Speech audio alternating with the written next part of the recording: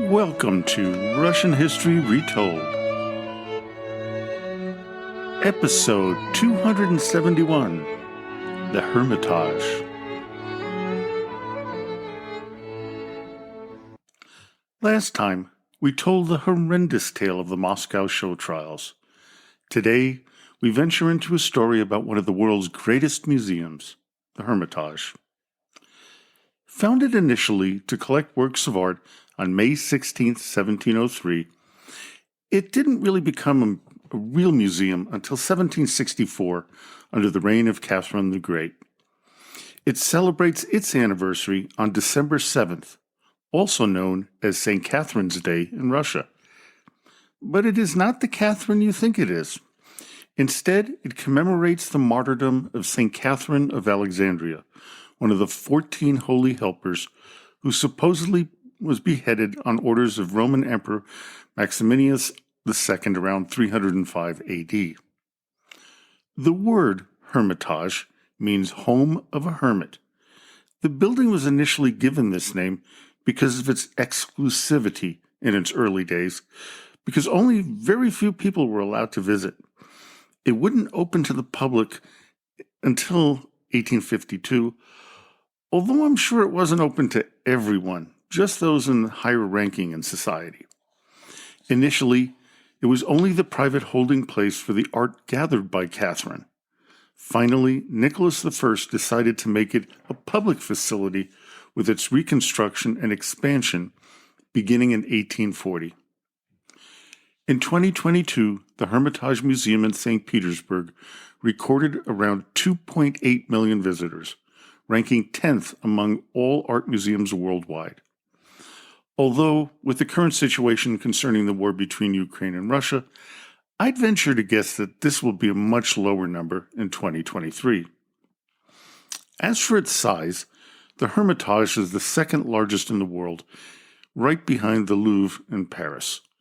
The gallery space comes in around 67,000 square meters or 720,000 square feet. So if you've ever been to the Metropolitan Museum of Art in New York City, it is about 90,000 square feet larger than that and approximately 60,000 square feet smaller than the Louvre. So basically, it is still really, really big. The Hermitage is not just one large building. It's a series of structures all next to each other on the palace embankment across the Neva River from the Peter and Paul Fortress. All in all, there are 6 buildings in the main museum complex. Only 5, the Winter Palace, Small Hermitage, Old Hermitage, New Hermitage, and Hermitage Theater, are open to the public. It was recently expanded to the General Staff Building on Palace Square, facing the Winter Palace and the Menshikov Palace. The original building with exhibits was the Small Hermitage. As I mentioned previously, it would begin its most extensive expansion under Nicholas I. This was necessary as the collections of art, history, gems, and much, much more kept growing and growing. The Hermitage holdings include nearly 3 million items dating from the Stone Age to present. Among them is one of the world's richest collection of Western European paintings since the Middle Ages, including many masterpieces by Renaissance Italian and Baroque Dutch, Flemish, and French painters. In addition, Russian art is well represented. The Hermitage also has extensive holdings of Asian art. Especially noteworthy is its collection of the art of Central Asia. Catherine the Great began collecting art in 1764 when she began purchasing paintings from Berlin merchant Johann Ernst Godzowski. He initially started the collection for Frederick II of Prussia, but he ultimately refused to buy it. This caused Godzowski to have to find a new buyer. He provided 225 or 317 paintings, and there's conflicting accounts listing both numbers of mainly Flemish and Dutch artists and others to Catherine the Great. The collection consisted of 13 Rembrandts, 11 Rubens, 7 Jacob Jourdains, 5 by Anthony van Dyck, 5 by Paolo Veronese, and others by Frans Hals, Raphael, Holbein, Titian, Jan Steen, Hendrik Goltzius, Dirk van Baubrin, Henrik van Balen, and Gerrit van Honthorst. This collection, in and of itself, is impressive, but it was obviously only the beginning. When the museum opened to the public in 1852, one of the first displays was that of ancient Egyptian antiquities. It included a collection of figurines from Countess Alexandra Laval, previously stored in her mansion on the English Embankment, and they further received items collected in Egypt by Maximilian, Duke of Leuchtenberg, including 2 black basalt sarcophagi of the late period, now displayed in the middle of the hall.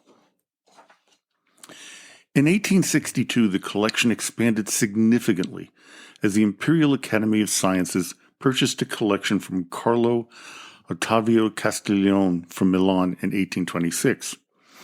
It consisted of more than 900 items and was the core of the Egyptian Museum of the Kunstkamera, which was transferred to the Hermitage. Through the rest of the 19th century, the collection continued to grow. Even with the Bolsheviks coming to power, it still expanded under Vasily Struve, who was in charge of the Hermitage's Egyptian collection from 1918 to 1933.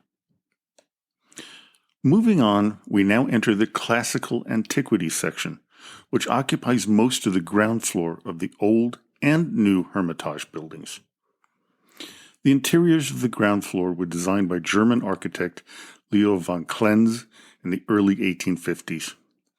The collection of classical antiquities features Greek artifacts from the 3rd millennium to the 5th millennium BCE, ancient Greek pottery, items from the Greek cities of the North Pontic, Greek colonies, Hellenistic sculpture and jewelry, including engraved gems and cameos, such as the famous Gonzaga cameo, Italic art from the 9th to the 2nd century BCE, Roman marble and bronze sculpture, and applied art from the 1st century BC to the 4th century AD, including copies of classical and Hellenistic Greek sculptures.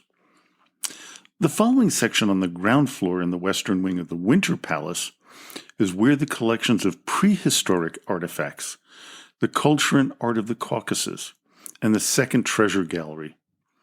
The prehistoric artifacts date from the Paleolithic to the Iron Age and were excavated throughout Russia and other parts of the former Soviet Union and the Russian Empire. Among some of the items exhibited, there's a renowned collection of the art and culture of nomadic tribes of the Altai from Pazrik and Bashtar sites, including the world's oldest surviving knotted pile carpet and a well-preserved wooden chariot, both from the 4th to the 3rd centuries BCE. In addition, the Caucasian exhibition includes a collection of Urartu artifacts from Armenia and Western Armenia. We now enter the area holding jewelry and decorative art. It consists of 4 small rooms on the ground floor, enclosed in the middle of the new Hermitage, between the room displaying classical antiquities, and comprises the first treasure gallery featuring Western jewelry from the 4th millennium BCE to the early 20th century AD. The second treasure gallery, located on the ground floor in the southwest corner of the Winter Palace, features jewelry from the Pontic Steppes, Caucasus, and Asia, particularly Scythian and Sarmatian gold. Visitors may only visit the treasure galleries as part of a guided tour, as the value of some of the pieces in the exhibition are priceless. We now move on to the Italian Renaissance section. The rooms on the first floor of the old Hermitage were designed by André Stackenschneider in revival styles between 1851 and 1860, although the design survives only in some of them. They feature works of Italian Renaissance artists including Giorgione, Titian, and Veronese, as well as Benoit Madonna and Madonna Litta, and they are attributed to the Leonardo da Vinci school. The Italian Renaissance galleries continue in the eastern wing of the new Hermitage, with paintings, sculptures, and tapestry from Italy of the 15th to 16th century, including Constable Madonna and Madonna with Beardless St. Joseph by Raphael. In addition, the gallery known as the Raphael Loggias, designed by Giacomo Quarengi and painted by Christopher Unterberger in his workshop in the 1780s, was a replication of the gallery in the Apostolic Palace in Rome, frescoed by Raphael, and this runs across the eastern facade. The Italian and Spanish art section on the first floor of the new Hermitage contains 3 large interior spaces in the center of the museum complex, with red walls lit from above by skylights. These are adorned with 19th century Russian lapidary works and feature Italian and Spanish canvases of the 16th to 18th centuries, which included Veronese, Giambattista Pittoni, Tintoretto, Velázquez, and Murillo. The Italian and Spanish fine art of the 15th centuries includes Michelangelo's Crouching Boy and paintings by El Greco, and they are displayed in the middle of smaller rooms alongside the skylight rooms. Next up, we have the Knights Hall, a large room in the eastern part of the new Hermitage, originally designed in the Greek Revival style for the display of coins, although now it also hosts a collection of Western European arms and armor from the 15th and 17th centuries, part of the Hermitage Arsenal collection. Finally, the Hall of 12 Columns in the southeast corner of the new Hermitage is adorned with columns of gray granite and also designed in the Greek Revival style to display coins, but is now used for temporary exhibitions. We now head to the Gallery of the History of Ancient Painting, which adjoins the Knights Hall and flanks the skylight rooms. It was designed by Leo von Klenz in the Greek Revival style as a prelude to the museum and featured neoclassical marble sculptures by Antonio Canova and his followers. In the middle, the gallery opens to the main staircase of the new Hermitage, which served as the entrance to the museum before the October Revolution of 1917, but is now closed. The upper gallery of this staircase is adorned with 20 gray granite columns and features 19th century European sculpture and Russian lapidary works. From here, we travel to the unique Dutch Golden Age and Flemish Baroque room. The rooms and galleries along the southern facade and in the western wing of the new Hermitage and now are entirely devoted to Dutch Golden Age and Flemish Baroque paintings of the 17th century, including the impressive, extensive collections of Van Dyck, Rubens, and Rembrandt. They also contain several paintings by John Bruegel the Elder, which is the Velvet Period, Franz Schneider, the Fish Market, Gerard Terborch, Paulus Potter, Joachim von Ruysdael, Jean van Goyen, Ferdinand Boll, and Gerhard von Honthorst. The first floor rooms on the southern facade of the Winter Palace are occupied by collections of German fine art of the 16th century and French fine art of the 15th to 18th centuries. In addition, the collections of French decorative and applied art from the 17th to 18th centuries and British applied and fine art from the 16th to 19th century, including Thomas Gainsborough and Joshua Reynolds. They're displayed in nearby rooms facing the courtyard. The area also holds paintings by German artists, including Hans Verdinger, Lucas Cranach the Elder, Barthel Brun the Elder, Caspar David Friedrich, Anton Mengs, Hans Thoma, Anselm Feuerbach, Franz Stuck, and Heinrich Kampendonck, as well as paintings by Swiss painters Angelica Kaufmann, Alexander Calame, Arnold Böcklin, and Ferdinand Hodler. The richly decorated interiors of the first floor of the Winter Palace on its eastern, northern, and western sides are part of the Russian Culture Collection and hosts exhibitions of Russian art from the 11th through the 19th centuries. In addition, temporary exhibitions are usually held in the Nicholas Hall. French neoclassical, impressionist, and post-impressionist art, including works by Renoir, Monet, Van Gogh, and Gauguin, are displayed on the fourth floor of the eastern wing of the General Staff Building. Also shown are paintings by Camille Pissarro, his painting Boulevard Montmartre of Paris, Paul Cézanne, Alfred Sisley, Henri Malol, and Degas. Moving on to the last of the artistic displays, modern art is shown in the General Staff Building.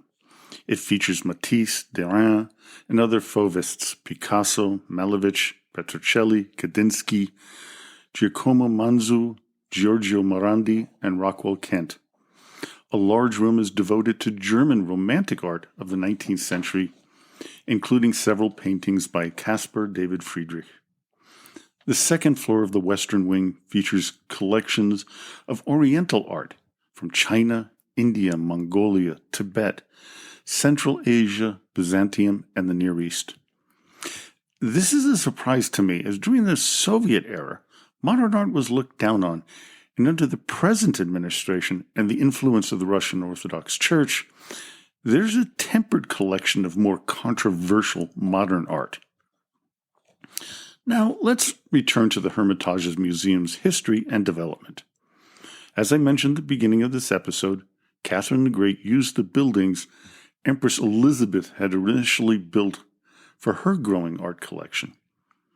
The Winter Palace that Elizabeth had constructed was not the first one. It is actually the fourth, designed by Francesco Bartolomeo Rastarelli. He would first be commissioned by Empress Anna, but Elizabeth would be the one to make it into an actual palace. Before Elizabeth, it would be described by the Russian historian Vasily Kluchevsky as a place of gilded squalor. Afterward, it would be equal to any location in Europe. When Catherine came to power, she enlisted Ivan Yegorovich Stavrov and Giacomo Quarengi to expand the Winter Palace further. French architect Jean-Baptiste Valin de la Motte designed the Imperial Academy of Arts, which is also in St. Petersburg, and commissioned him to add a new wing to the Winter Palace. Empress Catherine would ask French architect Valin de la Motte to add a new wing to the Winter Palace. It would also be a place where she could escape the day-to-day grind of ruling the country. It is because of this she would name it the Hermitage. It was her home as the hermit. Catherine went on what could be described as a spending spree, acquiring artworks from all the main capitals of Europe. Naturally, she intended not to buy the best art, but to purchase as much art as possible.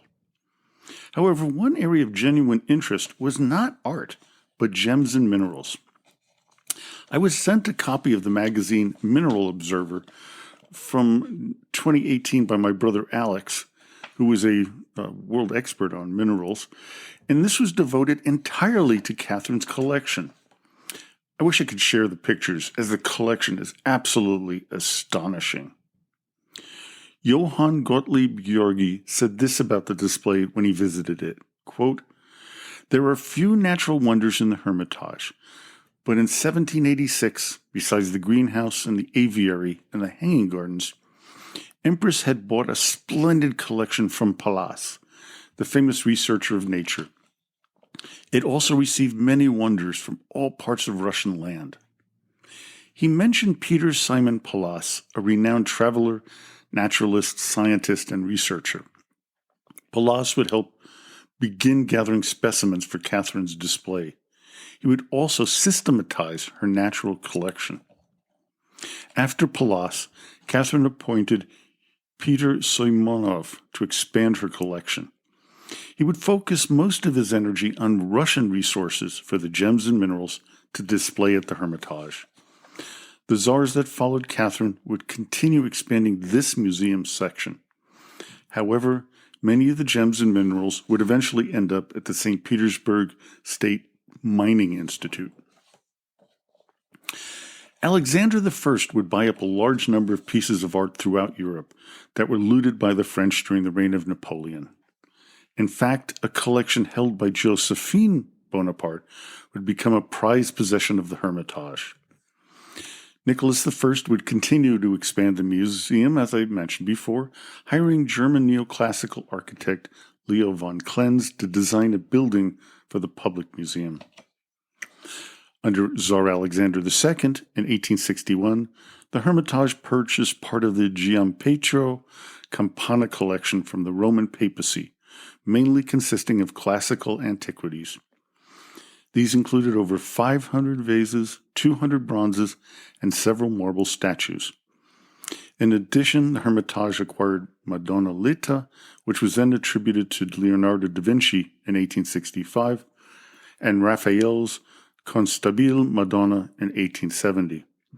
Under his son, Alexander III, the buying sprees continued. Unfortunately, I couldn't find very much about Nicholas II and his influence on the museum. Of course, things would change dramatically for the Hermitage after the October Revolution and the rise of the Bolshevik Party. But lest you think this was a doom and gloom scenario for the museum, think again. All the adjoining buildings previously used by the Tsar and their family were converted into parts of the Hermitage. Also, artworks confiscated by the Bolsheviks throughout Russia from the nobility were transferred to St. Petersburg, of course now called Leningrad. Particularly notable was the influx of old masters from the Catherine Palace, the Alexandra Palace, the Stroganov Palace, and the Yusupov Palace, as well as from other palaces of St. Petersburg and its suburbs. There were some losses of art in the 1920s and 30s, as some of the collections were sent to other existing and new museums throughout the Soviet Union. Unfortunately, with the Soviet government strapped for cash, they ordered the Hermitage staff to compile a list of valuable works of art for export. From 1930 to 1934, over 2,000 works of art from the Hermitage collection were clandestinely sold at auctions abroad or directly to foreign officials and business people. The sold items included Raphael's Alba Madonna, Titian's Venus with a Mirror, and Jan van Eyck's Annunciation, along with other world-known masterpieces by Botticelli, Rembrandt, Van Dyck, and others. In 1931, after negotiations, Andrew W. Mellon acquired 21 works of art from the Hermitage and later donated them to form a nucleus of the National Gallery of Art in Washington, D.C.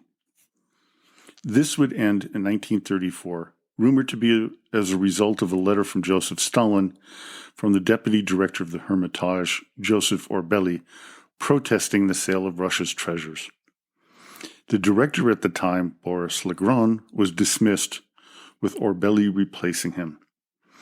While I have no hard evidence, I feel that Legrand's death in 1936 at the age of 52 wasn't of natural causes. When the Nazis invaded Soviet Union and began the horrific siege of Leningrad, trainloads of the artworks were sent to the city of Sverdlovsk. They would return after the lifting of the siege. While 2 bombs and a number of shells hit the Hermitage, the damage was far less than expected. As a result, the museum reopened in 1945. In 1991, it became known that some paintings looted by the Red Army in Germany in 1945 were held in the Hermitage. But only in October 1994 did the Hermitage officially announce that it had secretly kept a significant trove of French Impressionist and Post-Impressionist paintings from German private collections. The exhibition, Hidden Treasures Revealed, where 74 paintings were displayed for the first time, opened on March 30th, 1995, in the Nicholas Hall of the Winter Palace and lasted a year. However, none have been returned to Germany, and there seems no intention to ever do so, as most of the pieces were for private collections and not held by the German government. Today, the Hermitage is still one of the most impressive museums in the world, a place I hope to visit one day. Well, I hope you enjoyed today's episode. Join me next time when we cover another artsy topic, Fabergé, more than just eggs. So, until next time, до свидания и спасибо за внимание.